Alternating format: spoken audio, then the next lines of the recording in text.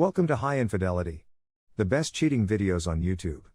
If you enjoy this content, remember to subscribe and turn on notifications. Now let's get into the video. I, 33 male. Just found out my fiancé, 29 female of 9 years, cheated on me for several years, need advice.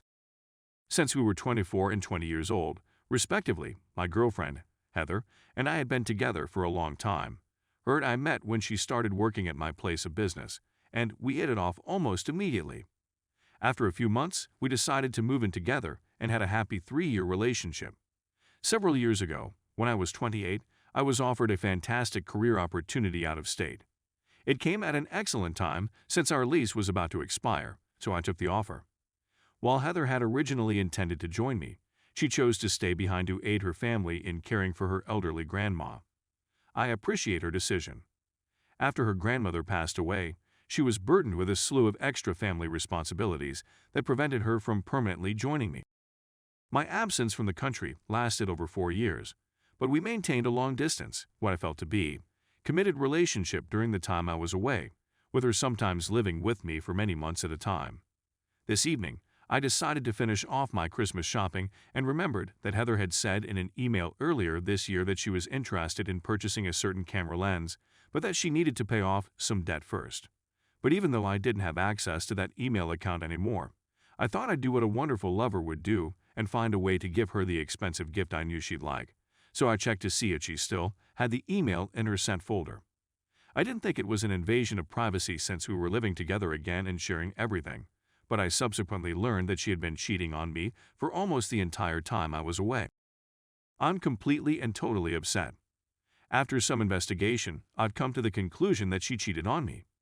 According to what I can determine, the guy resides out of state, and based on their communication, I don't think they really met. There were films of him and jerking it off, nasty garbage she gave him, intimate chats, future plans, and other such things in her email inbox.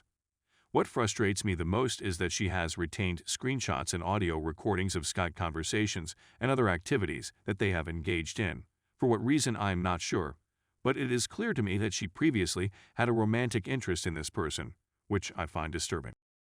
It seems that their relationship ended at least a year ago, after spending the previous 5+ hours obsessively looking through all of her personal information while she sleeps like a dirty monster.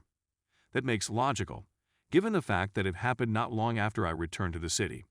Now that I'm aware of everything, it all seems so obvious, and I feel like a complete stupid. Only when she was too drowsy to communicate or too preoccupied with family concerns did she engage in conversation with that jerk. I'm completely at a loss on what to do. We just recently moved into our new house together this summer.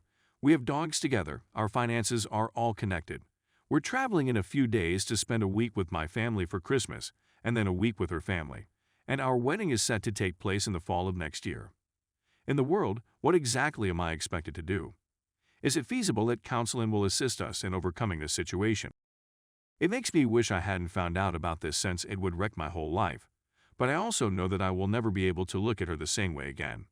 So, should I just complain about it in secret for the next several weeks in order to prevent destroying our family's Christmas celebrations, and then deal with it later?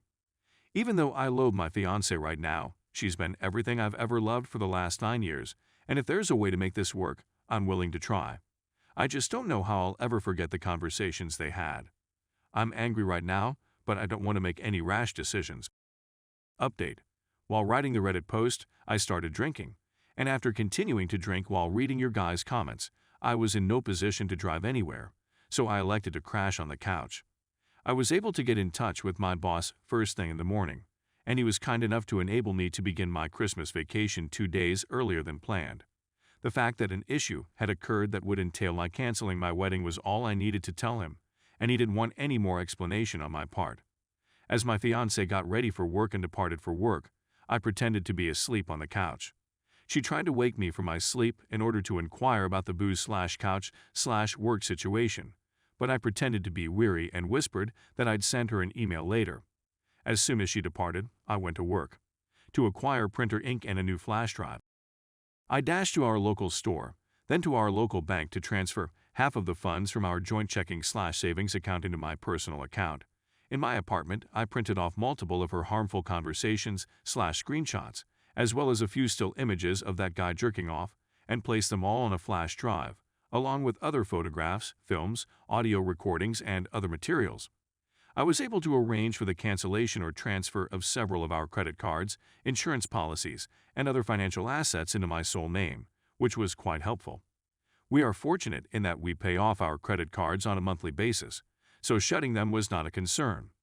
As ludicrous as it may seem, one of the most important things on my mind was the well-being of my 2 dogs. I spent over 2 hours of my day digging through old files until I was able to find both of their adoption packets, which, despite the fact that we had adopted them together, I had completely filled out in my own name. As the last few hours before she returned home from work approached, I began packing as much of my belongings as I could into my car, leaving copies of the printouts on our coffee table in our living room, and then driving to my brother's house with my dog, cat, and all of my family's Christmas presents in tow. I meant to confront her later that evening, but I wanted to make sure that all of my important items were out of the house so that I could leave as soon as we finished talking. It's difficult, for those who are asking why I didn't just chuck her out of the window. Due to the fact that the house belonged to her family, and that we had acquired it together, I couldn't just kick her out. Unless I was in a committed relationship with her, I didn't want to be associated with that establishment. Furthermore, she is rather wealthy, so if one of us had the financial means to force the other person out of the house, she would be the one to do so on her own dime. After everything was said and done, I got a text from her asking, "Are we going to talk about this?" Approximately an hour after she was due to be home, and I drove home. My expectations for her reaction were not met, and I was disappointed with what I got. I was expecting her to be regretful, remorseful, or something along those lines, but she seemed completely uninterested. I could see she'd been crying, but she didn't seem to care that I was there with her. After I sat down, she informed me that she immediately saw the bank accounts in question as to what we were doing with the house. It took all I had not to lose my calm and ask her if she had anything to say about herself or why she did what she did. She apologized, but said that she no longer cared about me and that she wanted to end the relationship after the Christmas season. After we reestablished our living arrangements, she seemed to anticipate that she would be content with our relationship, but I suspect that was not the case. I had no idea what I was talking about. She burst into tears when she told me that she still had feelings for the other guy, despite the fact that they had never even met before that. If I was good with it, she then told me that she would buy me out of the equity we had in our home, and that I could use the money that was left in our joint accounts to purchase a new home. I couldn't believe how aloof and businesslike she seemed, considering that I had never before met her. I gave a satisfactory response and then walked away. That's how my 9-year relationship came to an end. I went back into my car and wept like a baby the whole time. Upon returning home the next day, my brother and I moved in with my parents, and I've been here since. You were true in that my family has been amazing. Thank you very much. The use of alcohol has also shown to be really useful. Even though I have a lot of things to sort through at my house and with the rest of our belongings, that's all I have for the time being. I haven't heard from her since I left.